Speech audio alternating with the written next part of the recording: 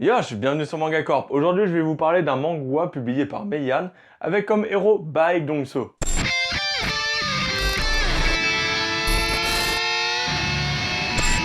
Il faut savoir que comme pour Kingdom, Swordsman est une œuvre tirée de faits réels. Le Baek Dong-so que nous connaissons est né en 1743 et mort en 1816. C'était un épéiste et artiste martial renommé dans la Corée du Sud qui devint un héros folklorique. Grâce à son expérience des arts martiaux, le roi Jeonjo lui confia une tâche importante, la réalisation d'un recueil d'arts martiaux, le Muye do Botonji. Réalisé avec deux compères, le livre regroupe toutes les techniques de l'Asie de l'Est. Dans ce manuel, on retrouve 24 chapitres expliquant techniques de combat au sol et à cheval. En parlant du roi Jeonjo, il faut savoir que c'était un fils aimant et dévoué envers son père. Son enfance ne fut pas des plus faciles, puisqu'à 10 ans, son père, le prince Sado, accusé de trahison à l'époque, fut exécuté. Alors, l'une de ses premières initiatives lors de son ascension au pouvoir en 1776 a été de rendre hommage à son père, Sado, en lui décernant le titre de père du roi.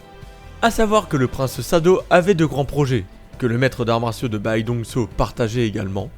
Malheureusement, les plans du prince furent contrecarrés par le Nolon. Mais ces projets furent transmis à son fils, qui les mènera à terme pendant la dynastie de Joseon, grâce à Baek et son groupe qui le protégeront contre plusieurs tentatives d'assassinat. Vous l'aurez compris, ce manga nous tiendra en haleine avec ses faits réels disséminés un peu partout dans l'histoire. Le dessin aussi est d'une très bonne qualité. Il représente les techniques d'arts martiaux à merveille. Les combats sont clairs et fluides, nous permettant de savourer pleinement chaque moment d'action.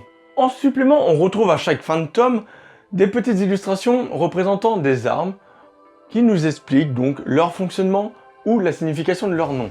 Ce petit support apporte énormément à la culture coréenne qui est peu exploitée dans la BD, en général. Et maintenant, je vais vous parler de l'histoire de Swordsman. La Corée, 1762, 38e année sous le règne de Yongjo. Le retour du prince héritier Sado à Gyeongbok, le palais royal, vient de déclencher une violente polémique. Alors qu'il n'est pas censé quitter le palais royal, pourquoi est-il parti en voyage? Plongé au cœur d'une Corée féodale, où l'on rencontre les premiers personnages principaux de la série, Im Soo-wong, l'instructeur de Hong Kuk-yoon et de notre héros Baek Dong-so. Le premier tome va clairement poser le contexte politique et sa problématique. Le prince Sado est accusé de trahison par le Nolon et condamné à mort. Le Nolon, ce parti politique géré par le général Gu Seonbok, cherche à obtenir le pouvoir absolu. Il est d'ailleurs l'instigateur de l'ascension du roi actuel. Ainsi, celui-ci ne peut officiellement pas sauver son fils, le prince Sado, et confie donc cette tâche à son plus fidèle allié, Im Soo-wong, et à ses disciples.